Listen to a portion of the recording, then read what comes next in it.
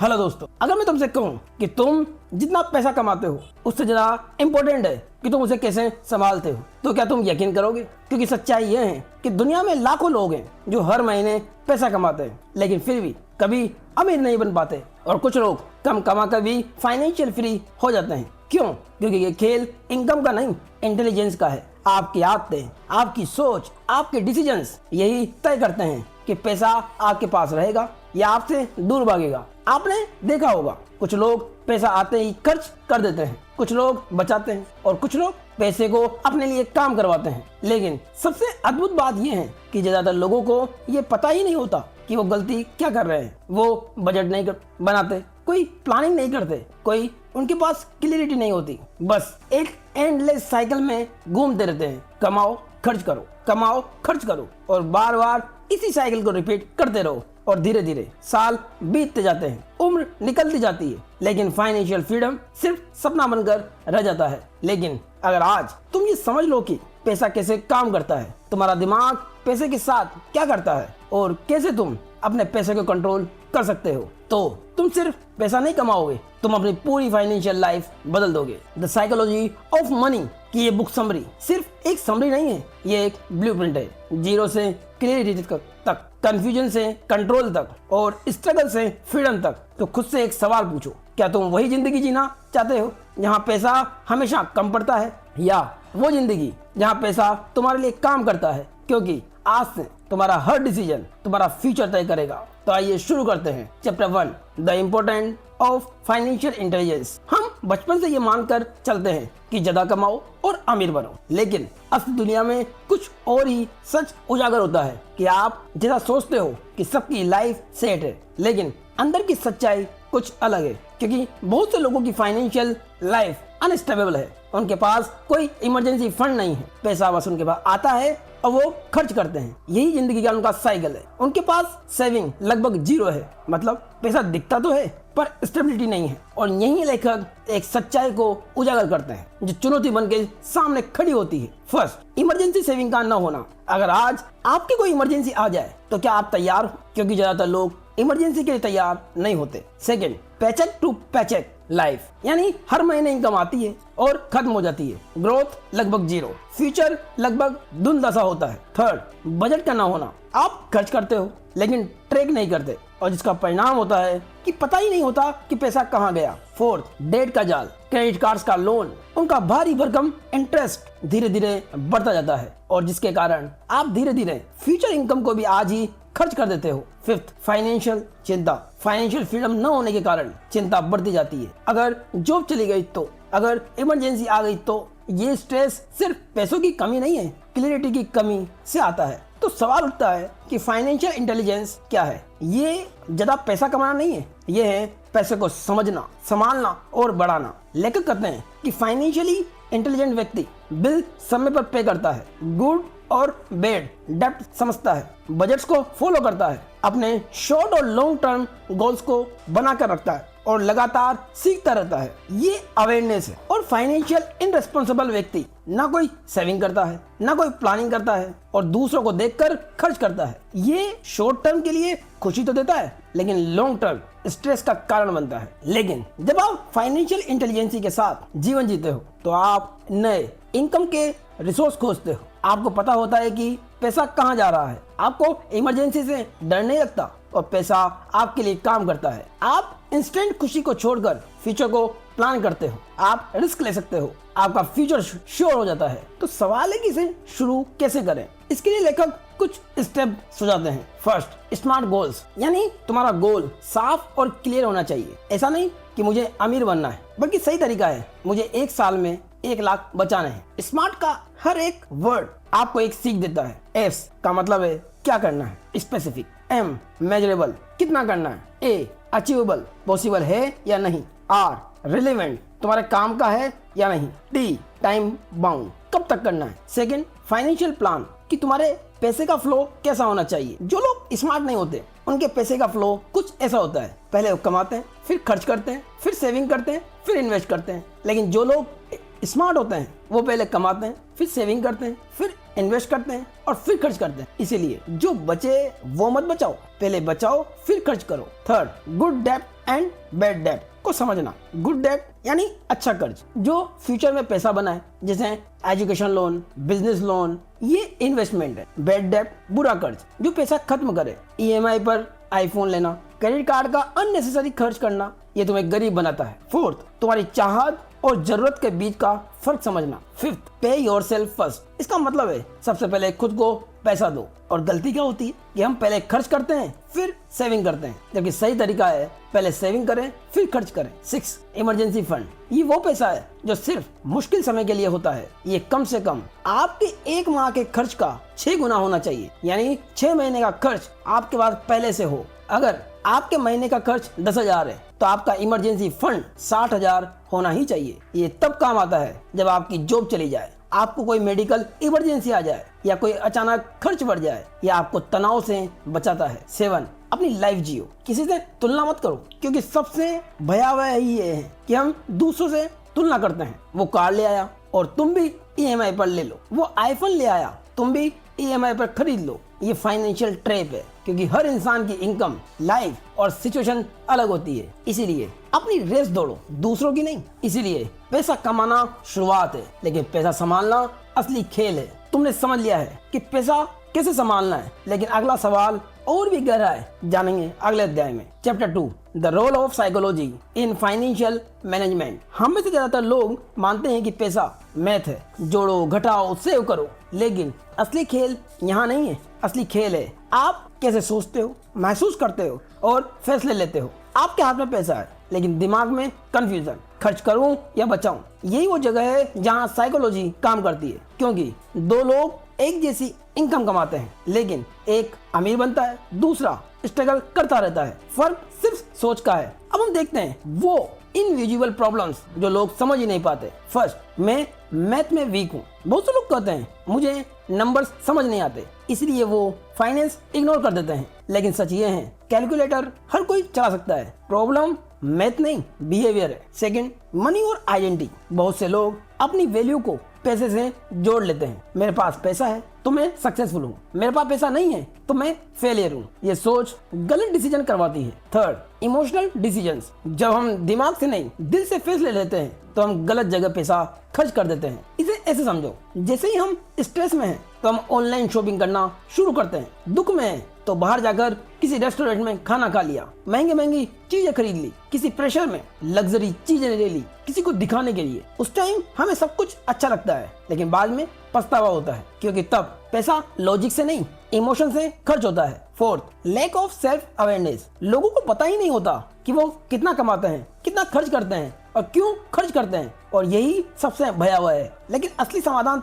तब होता है जब आप ये समझ लेते हैं कि मनी टूल है, आइडेंटिटी नहीं। पैसा एक टूल है जो आपकी नीड्स पूरी करता है, लेकिन हर इंसान की नीड अलग होती है, इसलिए हर इंसान का मनी बिहेवियर भी अलग होता है। और लेखक हमें मैस्लो की जरूरतें यानी डीप अंडरस्टैंडिंग के बारे में समझाते हैं। अब समझो कि पैसा कहाँ इस्तेमाल होता है। First, psychologically need. ये होती है बेसिक जरूरतें, जैसे खाना, घर, कपड़े, जहाँ पैसा सर्वाइवल होता है। सेकंड, सुरक्षा, जैसे इंश्योरेंस, सेविंग्स, जहाँ पैसा सेफ्टी के पर्पज से खर्च किया जाता है। Third, love and belonging. हाँ, पैसा सीधे प्यार तो नहीं खरीदता, लेकिन जिनसे हम प्यार करते हैं, जिन लोगों को हम पसंद करते हैं, उनके ऊपर हम खर्च करते हैं, जो एक बेहतर एनवायरनमेंट बनाने में मदद करता है। फोर्थ, सेल्फ स्टीम, जहाँ लोग अपने आत्मसम्मान के लिए ब्रांडेड और महंगी चीजें खरीदते हैं, अपने स्टेटस को बड़ा दिखाने के लिए, और यही लोग गलती करते हैं। 5, जीवन का उद्देश्य, जहाँ पैसा अपने लाइफ के गोल्स के लिए, अपने पैशंस के लिए और अपने बिजनेस के लिए खर्च होता है, और यही पैसा फ्रीडम देता है। इसीलिए लेखक कहते हैं कि फाइनेंशियल सेल्फ अवेयरनेस सबसे पावरफुल स्किल है, यानी आपको अपने पैसे की पूरी क्लियरिटी हो। और जब आप फाइनेंशियल अवेयरनेस के साथ जीवन जीते हैं तो आपका कॉन्फिडेंस बढ़ता है, आपकी अनसर्टेनिटी खत्म होती है, आपके अंदर डिसिप्लिन आता है, सही डिसीजन हैबिट बनती है, आपको संतोष मिलता है क्योंकि आपकी फेक हैप्पीनेस खत्म होती है, आप बेटर डिसीजंस लेने लगते हैं क्योंकि आपको अपने हर फैसले के साथ क्लैरिटी मिलती जाती है। इसीलिए ये याद रखें कि पैसा प्रॉब्लम नहीं है, आपका बिहेवियर प्रॉब्लम है, क्योंकि फाइनेंशियल सक्सेस अवेयरनेस और माइंडसेट का मिश्रण है। अगर आपने खुद को समझ लिया तो पैसा अपने आप कंट्रोल में आ जाएगा। Chapter 3, knowing your net worth. ज्यादातर लोग पैसे कमाने में लगे रहते हैं, लेकिन बहुत ही कम लोग ये जानते हैं कि उनके पास असल में कितना है। यही है नेटवर्थ। ये कोई सिर्फ अमीर लोगों की चीज नहीं है, ये हर इंसान की फाइनेंशियल रियलिटी है। ये वैसा ही है जैसे एक कागज पर लिखा एक नंबर जो आपकी पूरी फाइनेंशियल स्टोरी बयां करता है। आप सोचते हो मेरे पास तो बस सैलरी है, लेकिन सच ये है आपके पास एसेट्स भी है और लायबिलिटीज भी, और इन दोनों के बीच का फर्क भी आपकी असली ताकत है। और सबसे बड़ी समस्या ये है कि लोग अपनी फाइनेंशियल पोजीशन से अनजान रहते हैं। इसे कुछ स्टेप में समझते हैं। First, false confidence. आपको लगता है मेरे अकाउंट में 50,000 है, मैं सेफ हूँ, लेकिन सच्चाई क्या है? उन 50,000 में से 20,000 क्रेडिट कार्ड का बिल चुकाने में चले जाएंगे, 15,000 लोन की EMI में और 10,000 उधारी के। आपके पास बचा सिर्फ 5,000। प्रॉब्लम ये है कि आप सिर्फ अकाउंट का बैलेंस देखते हो, लेकिन कर्ज इग्नोर कर देते हो। सेकंड, एसेट्स और लायबिलिटीज का कंफ्यूजन। लोग कहते हैं मेरे पास कार है, मैं अमीर हूँ, लेकिन एसेट्स वो है जो पैसा कमा कर दे या आपकी वैल्यू बढ़ाए, यानी वो एसेट्स या वो प्रॉपर्टी जो आपको रेंट कमा कर दे, या वो इन्वेस्टमेंट जो आपको कमा कर दे, जैसे FD, स्टॉक्स। और लायबिलिटीज वो है जो बोझ है, जो आपको फाइनेंशियली वीक करे, आपके पैसे को खाए, जैसे लोन पर कार लेना, EMI पर फोन लेना, अननेसेसरी खर्च करना। थर्ड, डायरेक्शन की कमी। अगर आपको यही नहीं पता कि आप कितना कमाते हो, कितना खर्च करते हो, कितना बचाते हो, तो आप फाइनेंशियली ब्लाइंड हो। Fourth, emotional decisions. आप किसी शोरूम में किसी के साथ गए, आपने वहां कार देखी, आपको फीलिंग आई मुझे भी चाहिए, और आपने EMI पर ले ली। आपको जरूरत नहीं थी, सिर्फ दिखावे के लिए आपने उसे खरीद लिया। आपने अपने फ्यूचर की इनकम पहले ही खर्च कर दी। याद रहे, इमोशंस शॉर्ट टर्म की खुशी देता है, लेकिन लॉन्ग टर्म दर्द देता है। इसके समाधान का लेकिन बहुत ही पावरफुल कंसेप्ट देते हैं, नेटवर्थ को समझना। कि नेटवर्थ क्या है? नेटवर्थ का मतलब है कि तुम्हारे पास असली में कितना पैसा बचा है। इसका सिंपल फॉर्मूला है कि net worth equal to asset minus liabilities. तो फिर एसेट्स क्या होते हैं? वो चीजें जो तुम्हें पैसा देती है या फ्यूचर में पैसा जिनसे बन सकता है। इसे ऐसे समझो, जो चीजें तुम्हें स्ट्रॉन्ग बनाती है फाइनेंशियली, वो तुम्हारी एसेट्स है, जैसे तुम्हारी सेविंग्स, इन्वेस्टमेंट्स, प्रॉपर्टीज, गोल्ड। तो फिर लायबिलिटीज क्या होती है? वो चीजें जिनके लिए तुम्हें पैसा देना पड़ता है, यानी जो चीजें तुम्हारे पैसे को खींचती है, वो है लायबिलिटी। जैसे क्रेडिट कार्ड का बिल्स, होम लोन, EMI या किसी से लिया हुआ उधार। मान लो तुम्हारे पास एसेट्स के रूप में 1 लाख रुपए हैं और लायबिलिटीज के रूप में 40,000, तो तुम्हारे पास नेटवर्थ में बचा 60,000, और यही तुम्हारी फाइनेंशियल वैल्यू है। और इसका सिंपल ट्रिक है कि एसेट्स वो है जो पैसा अंदर लाता है, और लायबिलिटीज वो है जो पैसा बाहर ले जाता है। तो सवाल है कि नेटवर्थ जरूरी क्यों है, और नेटवर्थ को जानना क्यों जरूरी है? क्योंकि इससे आपको स्टार्टिंग पॉइंट का पता चलता है कि आप कहां खड़े हैं, आपको स्पष्टता के साथ नजर आता है। इससे आपके रियलिस्टिक गोल्स बनते हैं, आप बेटर डिसीजन ले पाते हैं, क्योंकि बैंक्स आपकी नेटवर्थ देखकर ही आप पर विश्वास करते हैं। और हाँ, नेटवर्थ आपकी आइडेंटिटी नहीं है, यह सिर्फ एक स्कोर बोर्ड है। पैसा कमाना इंपॉर्टेंट है, लेकिन नेटवर्थ को समझना गेम चेंजर है। अगर आप ट्रैक नहीं करोगे तो ग्रोथ भी नहीं कर पाओगे। अगर तुम जान गए हो कि तुम्हारी करंट पोजीशन क्या है, लेकिन अगला सवाल और भी पावरफुल है कि तुम्हारी इनकम तुम्हारा फ्यूचर कैसे तय करती है। Chapter 4, your income define your outcome. हम में से ज्यादातर लोग मानते हैं मेरी जॉब ही मेरी इनकम है, लेकिन सच इससे कहीं बड़ा है। इनकम सिर्फ सैलरी नहीं होती, इनकम अपॉर्चुनिटीज भी होती है। ये वैसा ही है, आप सुबह 9 बजे ऑफिस जाते हैं, शाम 6 बजे घर आ जाते हैं, और उसी के साथ आपकी इनकम बंद हो जाती है। लेकिन सोचिए, क्या ये सेफ है? अगर कल आपकी जॉब चली जाए तो क्या आपकी इनकम भी जीरो नहीं हो जाएगी? अगर जवाब हाँ है, तो प्रॉब्लम इनकम में नहीं, सिस्टम में है। और उसकी सबसे बड़ी प्रॉब्लम्स है, फर्स्ट, सिंगल इनकम डिपेंडेंसी। सिर्फ एक जॉब पर डिपेंड रहना, जिसमें किसी HR का कॉल आया, उसने अपनी नाराजगी जाहिर की और आपकी जॉब खत्म, और अचानक income zero. Second, time money trap. जितना काम करोगे उतना पैसा मिलेगा, अगर काम बंद किया तो इनकम भी बंद। Third, limited thinking. बस सैलरी मिल रही है, वो काफी है, यही सोच ग्रोथ को रोक देती है। Fourth, no backup plan. कोई इनसाइड इनकम नहीं, कोई इन्वेस्टमेंट नहीं, यानी कोई सेफ्टी नहीं, यानी फ्यूचर के लिए आपके पास कोई बैकअप प्लान नहीं है। अब असली गेम समझो। इनकम के 2 मुख्य प्रकार होते हैं। First, active income. जब आप काम करते हो तो आपके पास पैसा आता है, जैसे जॉब, फ्रीलांसिंग और बिजनेस में डेली इन्वॉल्वमेंट, जिसमें आपके पास तभी पैसा आ रहा है जब आप काम कर रहे हो। जैसे काम रुका, पैसा भी रुक जाता है। दूसरा, पैसिव इनकम। आपने पहले मेहनत की, अब पैसा खुद आपके पास आता है। जैसे आपने कोई घर खरीद लिया, अब उसका रेंट आ रहा है। आपने पहले कोई इन्वेस्टमेंट किया, अब उसका रिटर्न मिल रहा है, या किसी चीज की आपको रॉयल्टी मिल रही है जिसे आपने पहले बनाया हो। ऐसी स्थिति में अब आप सो रहे होते हो, फिर भी आपके अकाउंट में पैसा आ रहा होता है। यही रियल फ्रीडम है। इनकम के अलग अलग स्रोत होते हैं। फर्स्ट, अर्नड इनकम, यानी जो सैलरी और जॉब से आती। सेकंड, प्रॉफिट इनकम, जो किसी बिजनेस से होने वाले प्रॉफिट से आती है। थर्ड, इंटरेस्ट इनकम, जब हमें किसी बैंक से इंटरेस्ट के रूप में प्राप्त होती है। फोर्थ, डिविडेंड इनकम, जो हमारे खरीदे गए शेयर से हमें इनकम मिलती है। फिफ्थ, रेंटल इनकम, जो हमारी प्रॉपर्टी से हमें रेंट के रूप में मिलती है। सिक्स, कैपिटल गेन्स, जिसमें आप किसी भी चीज को कम प्राइस पर खरीदते हो और हाई प्राइस पर सेल करते हो, तो उसके कारण जो आपको इनकम मिलती है उसे बोलते हैं capital gains. Seven, royalty income, जब किसी चीज को बनाने या किसी चीज पर आपने पहले मेहनत की है लेकिन बाद में आपको उसका रिजल्ट मिलता है। जैसे कई लोग बुक पब्लिश करते हैं, पब्लिश एक बार हुआ पर उसकी रॉयल्टी उन्हें सालों तक मिलती है। इसीलिए लेखक कहते हैं कि अमीर लोग काम करके नहीं, सिस्टम बनाकर कमाते हैं। इसीलिए लेखक इनकम बढ़ाने के कुछ सुझाव देते हैं। First, work hard and smartly. सिर्फ मेहनत करने से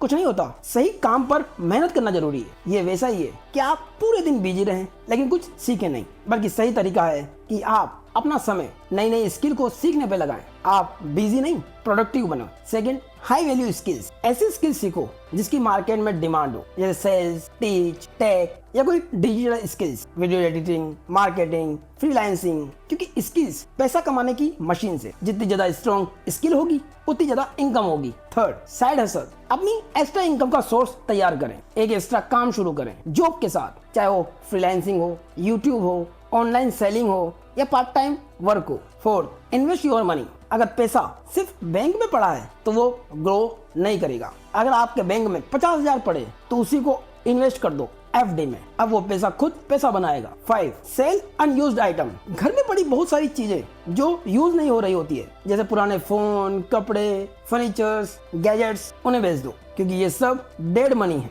आप इन्हें बेचोगे तो आपको कैश मिलेगा और उस कैश को इन्वेस्ट कर सकते हैं। याद रहे, आपकी इनकम ही आपकी फाउंडेशन को तैयार करती है। अगर आपकी इनकम स्ट्रॉन्ग नहीं है तो आपकी सेविंग्स, इन्वेस्टमेंट कुछ भी नहीं टिकेगा। इसीलिए आपका गोल सिर्फ ये नहीं होना चाहिए कि आप सिर्फ कमाएं, आपका गोल ये होना चाहिए कि आप अपनी कमाई के मल्टीपल सोर्सेस तैयार करें। याद रहे, अगर तुम इनकम का गेम समझ गए तो तुम्हारी लाइफ पूरी तरह बदल जाएगी। अब पैसा कमाने के बाद उसे बचाना और मैनेज करना जानेंगे अगले अध्याय में। Chapter 5, the art of saving and budgeting. सच ये है कि इनकम बढ़ाना सिर्फ आधा खेल है, असली खेल शुरू होता है कि आप उस पैसे के साथ क्या करते हो। ये पैटर्न बहुत ही कॉमन है। क्यों?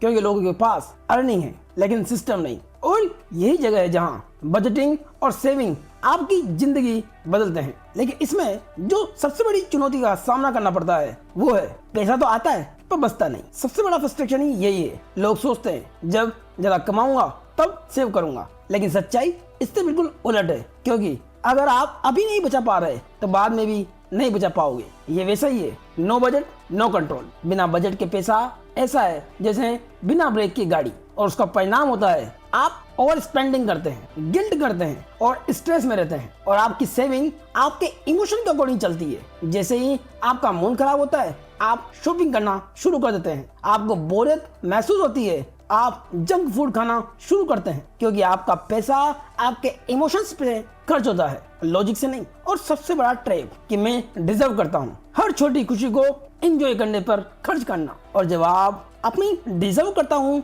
वाली प्रवृत्ति को बार बार लागू करते हैं तो आपका फ्यूचर अनसेफ हो जाता है। और लेखक हमें यही असली सिस्टम समझाने का प्रयास करते हैं, बजट का। और बजट क्या है? बजट है कि आपका पैसा कहाँ जा रहा है उसका प्लान बनाना। मतलब आप डिसाइड करते हो पैसा कहाँ जाएगा, ना कि पैसा ये डिसाइड करता है। उसके लिए लेखक step by step budget scenario बताते हैं। First, financial awareness. अपने सारे डॉक्यूमेंट्स को निकालो, बैंक स्टेटमेंट, बिल्स, रिसिप्ट्स, और सच का सामना करो कि आपकी एक्चुअल पोजीशन क्या है। स्टेप 2, मंथली इनकम को कैलकुलेट करो। सिर्फ सैलरी नहीं, आपकी साइड इनकम, आपका इंटरेस्ट, एक्स्ट्रा अर्निंग, सबको कैलकुलेट कर लो कि आपकी मंथली इनकम कितनी है। स्टेप 3, अपने एक्सपेंसेस को लिखो, चाहे वो आपके दिन की 10 से 12 चाय हो या 1000 का कोई बिल, ये दोनों ही मैटर करते हैं। आपका हर एक्सपेंसेस इसमें आने चाहिए। स्टेप 4, अपनी फिक्स्ड और वेरिएबल एक्सपेंसेस को एक डायरी में लिखना है। फिक्स्ड में है रेंट, EMI, वेरिएबल में है फूड, शॉपिंग, ट्रेवलिंग। यही आपको कंट्रोल करने का मौका मिलता है, जहां आप सबसे ज्यादा अपने पैसों को सेव करते हैं। स्टेप 5, एक पावरफुल रूल बिल्ड करना है, पे योरसेल्फ फर्स्ट। ये एक सबसे पावरफुल रूल है। पहले जहां आपको सेविंग करनी है, उसके बाद खर्च करना है। स्टेप 6, एक्सपेंस कैप्स बनाओ। अपने खर्चों की हर कैटेगरी का लिमिट तय करो। खाने का आप तय कर सकते हैं कि 5000 मंथली, एंटरटेनमेंट का 2000 मंथली, क्योंकि लिमिट्स ही आपको कंट्रोल में लेकर आता है। स्टेप 7, फन बजट भी तय करो, क्योंकि लाइफ को एंजॉय करना भी जरूरी है, लेकिन कंट्रोल्ड तरीके से। स्टेप 8, बफर बनाओ। अनएक्सपेक्टेड खर्चों के लिए 2 से 5% का इनकम अलग से निकाल दो। Step 9, trim the fat. Unnecessary खर्चों को आपको कम करना है, चाहे वो आपके सब्सक्रिप्शन चैनल हो या कोई मूवी प्लान हो जो आपने ले रखा हो। जब आप इनको कम करते हैं तो यही रियल ग्रोथ में हेल्प करते हैं। स्टेप 10, एक्स्ट्रा सेविंग करो, कि कहां आप पैसा बचा सकते हैं और उस पैसे को बचाकर सेव करो। उसे तुरंत खर्च नहीं करना है। लेखक कहते हैं कि सेविंग ही असली गेम है। उसके लिए आपको सेविंग के कुछ स्टेप्स को फॉलो करना है। फर्स्ट, इमरजेंसी फंड तैयार करना, जहां आप 3 से 6 महीने का खर्च जो आप मंथली करते हैं उसका बैकअप तैयार करते हैं। जब आपकी जॉब चली जाए या कोई विषम परिस्थिति आ जाए तो आप उस फंड का यूज कर सकें। यही असली सुरक्षा है। सेकंड, रिटायरमेंट प्लानिंग, जिसमें जब आज आप बचाते हो तभी आप कल अपना जीवन आराम से निकाल पाते हो। Third, spending power. बड़े गोल्स पॉसिबल होते हैं जब आप अपनी स्पेंडिंग पावर को बढ़ाते हैं। Fourth, financial freedom. जब आप सेविंग करते हैं तो आप चुनाव करने की स्थिति में आ जाते हैं, आप जॉब छोड़ने की फ्रीडम प्राप्त करते हैं। 5, पीस ऑफ माइंड। जब आप सेविंग करते हैं तो आपको रात को चैन की नींद आती है, और यही अल्टीमेट वेथ है। याद रहे, बजट रेस्ट्रिक्शन नहीं है, यानी बजट तुम्हें रोकता नहीं है, ये बस बताता है कि पैसा कहां और कैसे इस्तेमाल करना है। और सही बजट तुम्हें आज भी खर्च करने देता है और कल के लिए भी तुम्हें सुरक्षित रखता है, यानी ये तुम्हें आजादी भी देता है और भरोसा भी। और ना ही सेविंग का मतलब अपनी खुशी को मारना है, बस ये सिर्फ थोड़ा सा पैसा अलग रखना है, क्योंकि आज की सेविंग कल की टेंशन खत्म करती है, यानी भविष्य में तुम्हें पैसे की चिंता नहीं होगी। बजट और सेविंग तुम्हें रोकते नहीं, बल्कि तुम्हें फ्री और सुरक्षित बनाते हैं। पैसा कमाना स्किल है, लेकिन पैसा बचाना डिसिप्लिन है। बजट और सेविंग ही मिलकर ही फाइनेंशियल कंट्रोल बिल्ड करते हैं। अगर आपने ये सीख लिया तो आपकी जिंदगी धीरे धीरे बदलने लगेगी। अगले अध्याय में हम जानेंगे कि कैसे डेब्ट आपकी पूरी फाइनेंशियल लाइफ को धीरे धीरे डिस्ट्रॉय करता है और उससे बाहर कैसे निकले। Chapter 6, dealing with debt. Debt यानी कर्ज। सुनने में सिंपल लगता है, किसी से लिया हुआ पैसा, लेकिन असल में ये एक साइलेंट प्रेशर सिस्टम है। आज की दुनिया में student loan, credit card loan, EMI, ये सब इतना नॉर्मल हो गया है कि लोग डेट को प्रॉब्लम मानते ही नहीं। लेकिन सच्चाई इसके बिल्कुल उलट है। डेट धीरे धीरे आपकी फाइनेंशियल लाइफ को कंट्रोल करने लगता है, और सबसे बड़ी दिक्कत यह है कि डेट धीरे धीरे बढ़ता है। इसकी शुरुआत तो छोटी होती है, पहले 1000 का स्वाइप, फिर 5000 का, फिर 50000 का। प्रॉब्लम तब दिखती है जब बहुत देर हो चुकी होती है, और ये ओवर स्पेंडिंग का इल्यूजन ऐसा है कि क्रेडिट कार्ड आपको ये फील कराता है कि मैं अफोर्ड कर सकता हूँ, लेकिन सच ये है कि आप फ्यूचर का पैसा खर्च कर रहे हो, और इसके इंटरेस्ट ट्रैप में आप ऐसे उलझते हैं कि आप समझ ही नहीं पाते कि आप ब्याज के जाल में फंस चुके हैं। मिनिमम पेमेंट, ये एक भारी ट्रैप है। आप सोचते हो मैं मैनेज कर रहा हूँ, लेकिन इंटरेस्ट लगातार बढ़ता रहता है, और ये डेट सिर्फ फाइनेंशियल नहीं, मेंटल भी होता है। आपको रात को नींद नहीं आती, दिमाग में कैलकुलेशन चलती रहती है, जिसके कारण एंजाइटी, डर और गिल्ट की परिस्थिति पैदा होती है। आपका फ्यूचर आपको सैक्रिफाइस करना पड़ता है। आज की लग्जरी कल का स्ट्रगल बनकर सामने आता है, क्योंकि आप अपने फ्यूचर सेल्फ से पैसा चुरा रहे हो। और ये सिस्टम कैसे काम करता है ये समझते हैं। डेट के कुछ स्टेजेस है। First, surprise. जैसे ही आप बिल देखते हैं आपको झटका लगता है कि इतना खर्च कब हो गया, यही पहली वार्निंग है। सेकंड, डिनायल यानी इनकार करना। जैसे ही आप बिल देखते हैं आप कहते हैं सब ठीक है, मैं मैनेज कर लूंगा, लेकिन हैबिट्स नहीं बदलते। Third, rock bottom. आपको कॉल्स आती है, फिर आप प्रेशर में आते हैं और फिर आपके पास कोई ऑप्शन नहीं होता। यहाँ से निकलना मुश्किल है, लेकिन पॉसिबल भी। अगर आपके साथ ये हो रहा है तो ये एक रेड फ्लैग है। ध्यान दो, क्या आपका खर्च इनकम से ज्यादा है? आपके लेट पेमेंट्स हो रहे हैं? क्या आपको बार बार लोन लेना पड़ रहा है? क्या आप बिल्स को अवॉइड कर रहे हैं? क्या आपके पास कोई इमरजेंसी फंड नहीं है? अगर आपके साथ ऐसा है तो इन साइंस को इग्नोर मत करो। और एक चीज समझना जो आपके लिए जरूरी है, good debt and bad debt के बीच का अंतर को समझना। गुड डेट जो आपके फ्यूचर की वैल्यू को बढ़ाए, जैसे education loan, business loan, home loan, ये इन्वेस्टमेंट बन सकता है। बैड डेट जो सिर्फ खर्च है, क्रेडिट कार्ड, क्या शॉपिंग बिल, लग्जरी आइटम्स, पेडे लोन्स, ये सिर्फ लाइबिलिटीज है। और एक है ग्रे एरिया, जैसे car loan, depends on use. अगर ये काम के लिए लिया गया तो ये यूजफुल है, लेकिन ये दिखावे के लिए है तो ये हार्मफुल है। और इसके बचाव का एक सिस्टम है जिसे आपको फॉलो करना चाहिए। सबसे पहले अपना इमरजेंसी फंड तैयार करें, ये एक सबसे पावरफुल शील्ड का काम करेगा। Second, only spend what you have, जितना पैसा आपके पास है उतना ही खर्च करो, क्योंकि क्रेडिट कार्ड का पैसा आपका अपना पैसा नहीं होता। थर्ड, फुल पेमेंट करो, हमेशा पूरा बिल भर दो, क्योंकि मिनिमम पेमेंट देने से कर्ज बढ़ता ही जाता है। फोर्थ, क्रेडिट कार्ड की लिमिट करो, क्योंकि जब आपके पास कार्ड कम होंगे तो आप ज्यादा कंट्रोल कर पाएंगे। ज्यादा खर्च का कारण बनते हैं। 5, लाइफ स्टाइल इन्फ्लेशन अवॉइड करो। ऐसा नहीं कि आपकी इनकम बढ़ी तो आपने अपना खर्च बढ़ा दिया, यही सबसे बड़ा ट्रैप है। अगर पैसा बढ़े तो अपनी सेविंग बढ़ाओ, खर्च नहीं। 6, बजट फॉलो करो, यही तुम्हारा सबसे पावरफुल टूल है, ये तुम्हें ट्रैक पर रखता है। और आप अगर इसमें फंस चुके हैं तो इससे बाहर निकलने का भी तरीका है। फर्स्ट, सबसे पहले न्यू डेट लेना बंद करो, फिर अपने सारे लोन्स को लिखो, फिर अपने छोटे छोटे कर्जों को पहले खत्म करो जो कम मूल्य के हैं, जिनका अमाउंट कम है, क्योंकि जैसे जैसे आप एक एक कर्ज को खत्म करोगे आपका कॉन्फिडेंस बढ़ता चला जाएगा। उसके बाद अपने हाई इंटरेस्ट वाले लोन्स को पहले खत्म करो, और जब आप अपने हाई इंटरेस्ट वाले कर्ज को खत्म कर दें तो रीफाइनेंस करके उन्हें लो इंटरेस्ट लोन से रिप्लेस करो। उसके बाद जो आपकी एक्स्ट्रा इनकम हो रही है उसे अपने लोन को कम करने में यूज करो। और जब आप अपने लोन्स को कम कर दें तो देखें क्या आप कोई ऐसा रेंट पे कर रहे हैं जिसको आप आपसे बातचीत से कम करवा सकते हैं, तो उसका प्रयास करें। याद रहे, कर्ज एनिमी भी है और टूल भी। फर्क सिर्फ एक चीज से पड़ता है, आपके कंट्रोल से। अगर आपने कंट्रोल खो दिया तो आपका कर्ज आपको कंट्रोल करेगा, और आपने वापस कंट्रोल पा लिया तो आप कर्ज को यूज करोगे अपने फायदे के लिए। और यहीं से एक असली गेम शुरू होता है। अगर डेट क्लियर हो जाए तो पैसा सिर्फ बचाना नहीं है, फिर उसे आपके लिए काम भी करना चाहिए। जानेंगे अगले अध्याय में। Chapter 7, make your money work for you. पैसा सिर्फ इनकम नहीं है, ये एक मल्टीप्लायर है। अमीर लोग ज्यादा मेहनत नहीं करते, उनका पैसा उनके लिए काम करता है। एक ऐसा बीज जो समय के साथ पेड़ बन जाता है, और इन्वेस्टिंग वही बीज है। आज लगाया हुआ पैसा फ्यूचर में मल्टीप्लाई होता है, लेकिन उसके लिए कुछ दिक्कतों का सामना करना पड़ता है। First, fear of losing money. आपका वो डर कि अगर पैसा डूब गया तो, यही डर लोगों को शुरू करने से रोकता है। Second, lack of knowledge. लोग सोचते हैं इन्वेस्टिंग सिर्फ अमीरों के लिए है, लेकिन सच ये है कि इन्वेस्टिंग माइंडसेट के लिए है। बस इन्वेस्ट करने का माइंडसेट और चाह होनी चाहिए। Third, instant result expectation. लोग चाहते हैं जल्दी प्रॉफिट आ जाए, लेकिन इन्वेस्टिंग धैर्य मांगता है। Fourth, wrong decision. बिना सोचे समझे इन्वेस्ट करना भीड़ के पीछे भागने जैसा है, और ये होता है जब कोई हाई पॉइंट पर इन्वेस्ट करता है, जबकि इन्वेस्टिंग का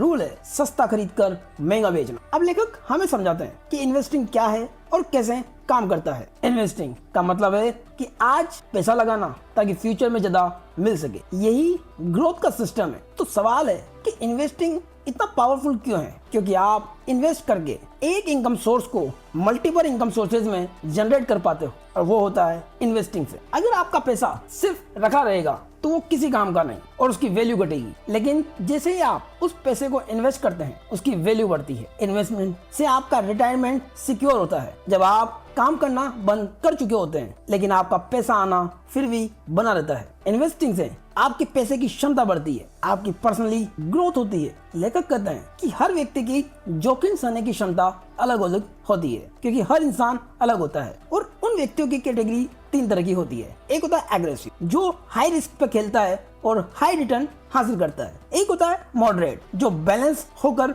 इन्वेस्टिंग करता है। और एक है कंजर्वेटिव, जो सेफली इन्वेस्ट करता है और सेफली रिटर्न की कोशिश में रहता है। ये 3 रास्ते 3 तरह के इन्वेस्टर्स के लिए होते हैं। एक रिस्की है, एक सेफ है और एक बैलेंस्ड है। आपको अपना रास्ता चुनना है। एक सवाल है, तो फिर रिस्क को क्या इफेक्ट करता है? रिस्क को इफेक्ट करता है टाइम, गोल्स, लिक्विडिटी, पोर्टफोलियो की साइज एंड पर्सनैलिटी। इन्वेस्टमेंट के कुछ ऑप्शन होते हैं। फर्स्ट, स्टॉक, किसी भी कंपनी का छोटा हिस्सा खरीदना, यहाँ रिस्क भी है और रिवॉर्ड भी। सेकंड, म्यूचुअल फंड, एक्सपर्ट्स आपके पैसे मैनेज करते हैं, ये बिगिनर्स के लिए सेफ होता है। थर्ड, बॉन्ड्स, आप लोन देते हो जहाँ आपको स्टेबल रिटर्न मिलता है। Fourth, real estate, property investment जो लॉन्ग टर्म ग्रोथ देता है। 5, कमोडिटीज जैसे गोल्ड, आर्ट, लग्जरी आइटम्स जिनकी डिमांड हायर प्लेयर्स के लिए होती है। लेखक कहते हैं कि इन्वेस्टमेंट की भी स्टाइल होती है। फर्स्ट, एक्टिव इन्वेस्टिंग जहां डेली एनालाइज करके हाई रिस्क पर इन्वेस्ट किया जाता है। सेकंड,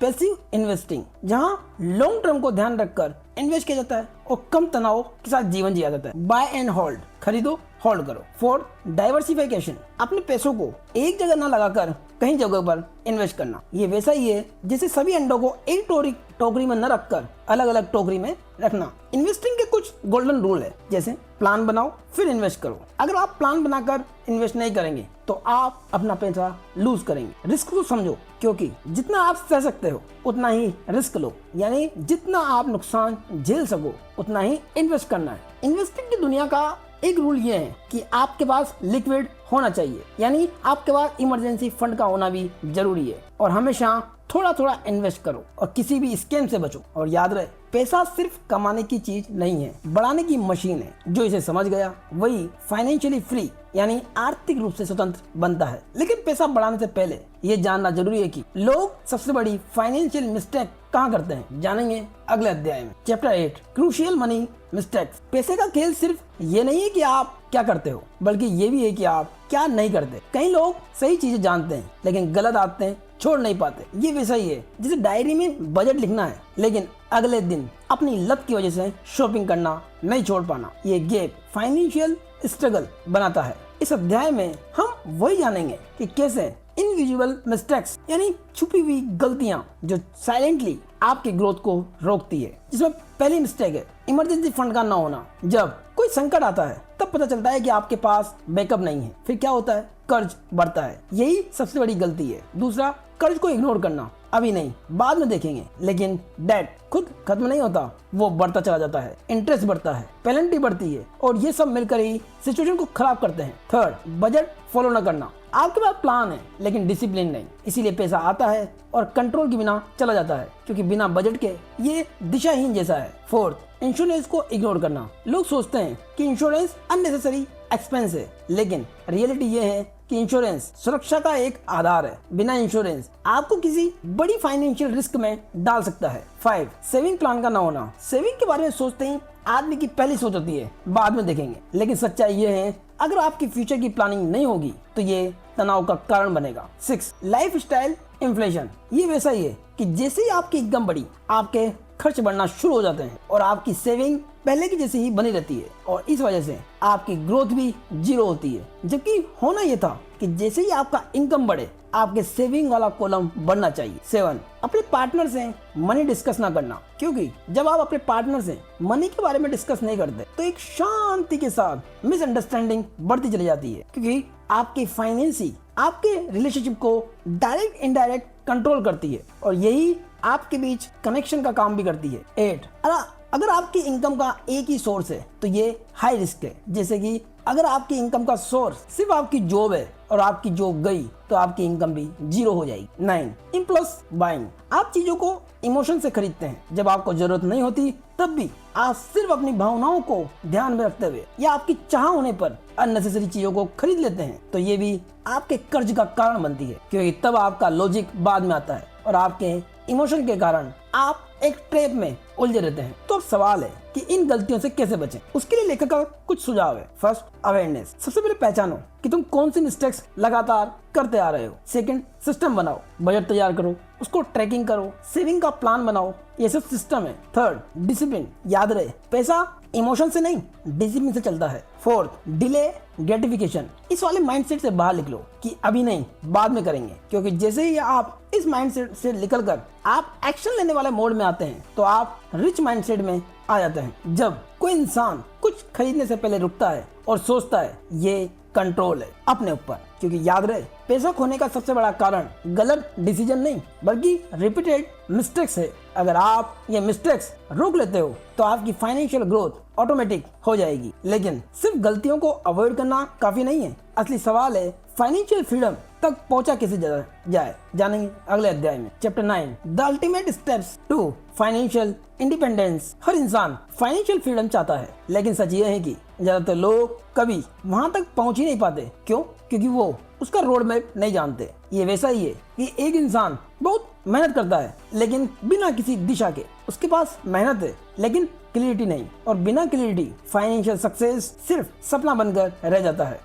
और क्लियरिटी के अभाव में जो सबसे ज्यादा दिक्कत का सामना करना पड़ता है वो कुछ इस तरह है। फर्स्ट, डायरेक्शन की कमी। लोग कमाते हैं, खर्च करते हैं, लेकिन नहीं जानते कि हम जा कहाँ रहे हैं। ये वैसा ही है जैसे बिना जीपीएस के कहीं सफर करना। यही हाल लोगों के फाइनेंस का होता है। सेकंड, स्किल्स की कमी। उन्हें अपनी इनकम तो बढ़ानी है लेकिन उनके पास कोई स्किल नहीं है, और बिना स्किल के आप लिमिटेड इनकम पर ही बने रहेंगे। Third, lifestyle trap. जैसे ही आपकी इनकम बढ़ती है आपकी लाइफस्टाइल का खर्च भी बढ़ जाता है, और जिसके कारण आपकी सेविंग जीरो ही बनी रहती है। फोर्थ, कर्ज का बोझ। जैसे ही आपके ऊपर कर्ज बढ़ता है उसके कारण आपकी इंटरेस्ट रेट बढ़ जाती है, और जिससे आपके अंदर प्रेशर बिल्ड होता है और आपकी ग्रोथ अपने आप रुक जाती है। 5, ट्रैकिंग नहीं करना। जब आप अपने पैसे को ट्रैक नहीं करते कि आपका पैसा कहाँ जा रहा है, आपको पता ही नहीं कि कब पैसा आता है, कितना आता है और कहाँ चला जाता है, तो यह आपकी क्लियरिटी को कम करता है, जिसके कारण आपकी अवेयरनेस जीरो हो जाती है।